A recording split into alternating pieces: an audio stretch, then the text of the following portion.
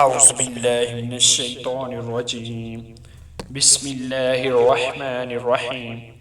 السلام علیکم viewers, welcome to my YouTube channel. صبح و شام کے اذکار ہم نے سٹارٹ کیے ہیں۔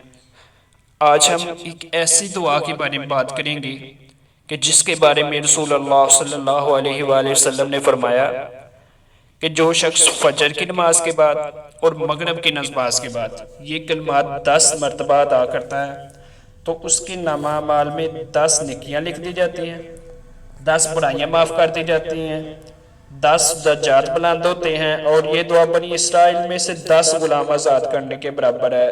یہ دعا پڑھنے والا صبح و شام شیطان سے محفوظ رہتا ہے۔ وہ دعا کون سی ہے جس کی اتنی زیادہ اہمیت ہے؟ تو وہ دعا سیکھ لیتے ہیں۔ لا الہ الا اللہ، لا الہ الا اللہ، وحدہ لا شریک لہ، وحدہ لا شریک لہ، لہ الملک، لہ الملک، ولہ الحمد، وَلَهُ الْحَمْدُ وَهُوَ عَلَى كُلِّ شَيْءٍ قَدِيرٌ۔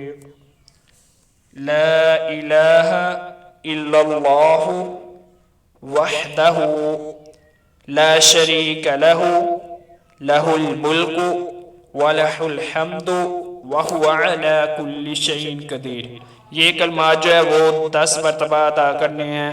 اس کا ترجمہ یہ ہے کہ اللہ کے علاوہ کوئی عبادت کے لائق نہیں، وہ اکیلا ہے، کوئی اس کا شریک نہیں، اس کے لیے بادشاہی ہے، اسی کی ہمت ہے، وہ ہر چیز پر قادر ہے۔ تو یہ تھی آج کی دعا۔ نیکسٹ ویڈیو میں انشاءاللہ ہم کسی اور دعا کے ساتھ ملیں گے۔ تب تک کے لیے اللہ حافظ۔ السلام علیکم ورحمۃ اللہ وبرکاتہ۔